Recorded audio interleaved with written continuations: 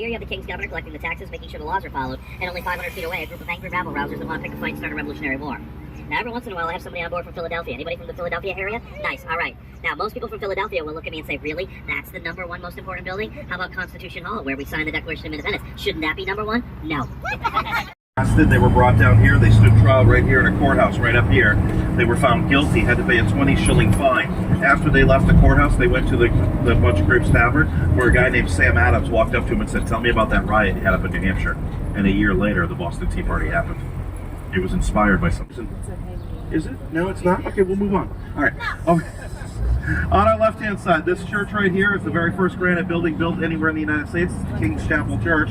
And up in the bell tower of that church is the largest bell ever cast by Paul Revere. On our left-hand side, the Omni Parker House Hotel. That is the oldest continuously operating hotel in America. Malcolm X worked in that hotel as a busboy. Ho Chi Minh was a pastry chef there. John Wilkes Booth stayed there 8 days before shooting Abraham Lincoln, and my daughter Jade stayed there on my birthday. Because I wanted Boston cream pie, and they're the ones that invented it. Yep. I got her to stay there. She's all about dead people. I told her it was the #1 most haunted hotel in Boston. And she was very upset when she could see a ghost. So she made me pay for the cake. Which, by the way, Boston cream pie. He's loud. Ooh, they have music, too. Alright. I'll try to go over this. I have no idea. Oh, we got a right inside. This is Boston Common. Boston Common is the oldest public park in America. It was established in 1634. It was originally settled in 1625 by one man, a man named Reverend William Blackstone. Now, speaking of reverence, this monument right there is Reverend Martin Luther King and his wife Coretta Scott King in an embrace. That's our newest monument right there. His granddaughter was at the unveiling of that a year ago, January, and she said, and I quote, "This is 360 degrees of love." Now on Boston Common, 1625, Reverend William Blackstone moved here all by himself. He built a cottage, he planted a garden, and does anybody here like apples? Apples? He planted the very first apple tree in all of North America right here. With Puritan, and Anglicans and Puritans do not get along, but they actually knew each other from college. I want you to try to picture this. You go to school 3,000 miles away. There's some dude you can't stand. So you get into a ship, you travel 3,000 miles away, you live on an island by yourself, and 5 years later, the guy you hated from college shows up with 400 people just like him. This is the city. This is Boston Harbor. This is the bay behind the city. This is the back bay, right here. As far as the eye can see in every direction, used to be water. About 8 to 10 feet deep, it was a swamp. The rich people were leaving the island, going to the mainland. We didn't want to lose their tax dollars, so we filled in the water, and the rich people moved in here and brought to Europe. Now that's what the history manual of Boston Duck Shores tells me to tell you about this church. My 2 favorite facts about this church are not in the history manual. Number 2, published in all of North America. If you got alcohol, you can call it a tea room all you want. It is a bar. Yes. Yes. Legal disclaimer on the Titanic joke. I had a woman on board a couple of years ago. She said, "Sir, I'd prefer if you wouldn't tell that joke because it may be funny, but it's not historically accurate." I said, "What?" She said, "I'll have you know I worked with you. I might possibly immortalize you as well." 4 years later, no emails. Let's whack. Tally-ho! Okay, you gotta stay with me, people. You gotta stay with me. That was terrible. Let's try it again. Tally-ho! Much better. Did you quack? Why not?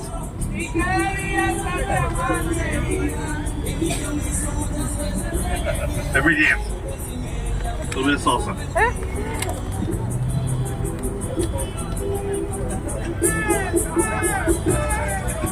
Tally-ho!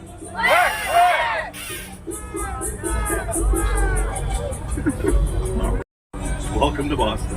What was the other big church? What? The other big church. The other church? You want to know about that one? That one is called the New Old South Church. That one is Venetian Gothic, which is a very traditional design.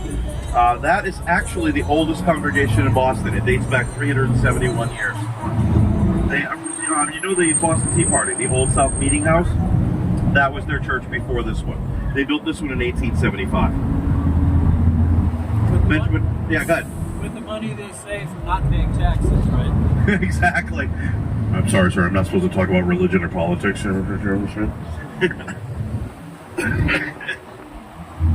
They did spend a lot of money though. They actually, you know that tower that you saw there?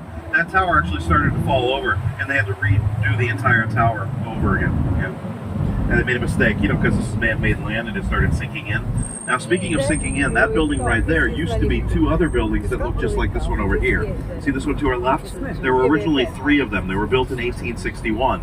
The other two sank into the man-made land and they fell over, and they replaced it with that building in 1940.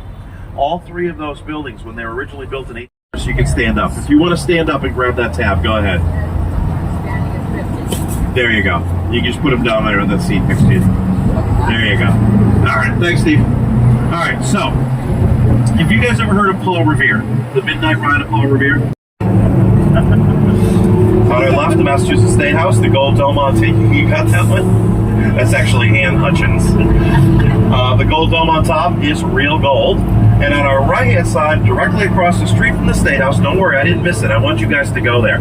If you go directly across the street from the State House, there's a monument there called the Robert Gould Shaw Memorial. That's the Fighting 54th, the very first all-volunteer African-American fighting force to fight the South in the Civil War. If you saw the movie Glory, it was about those guys. The reason I want you to go there, I'll tell you about it in a second. Over here on the left-hand side, sad woman sitting on the bench.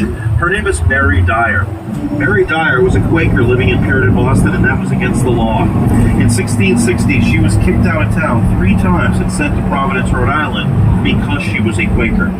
On her third attempt coming back into the city, she was hanged on Boston Common by the Puritans just because of her religious beliefs. But when John Adams wrote the Massachusetts Constitution, he remembered Mary Dyer, and because of that sad woman sitting on the bench, we have freedom of speech and freedom of religion here in the United States. Now, the reason why I want you to remember the Robert Gould Shaw Memorial, the Fighting 54th, is because of this neighborhood over here. Coming up over here on our left-hand side is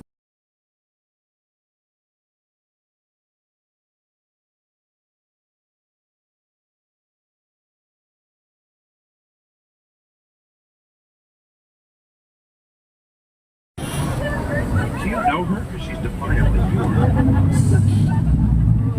Nice. No, not you guys. I mean you and her. Sister. So you're from New Hampshire as well? Then Boston, then... You still live in New Hampshire? Yeah, what part of New Hampshire? Bedford, right near Las Vegas.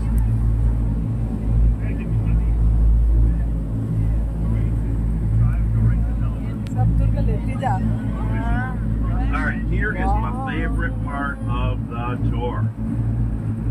This is where I get to know you guys a little bit. How about over here? Where are you guys from? Where? America? Nice.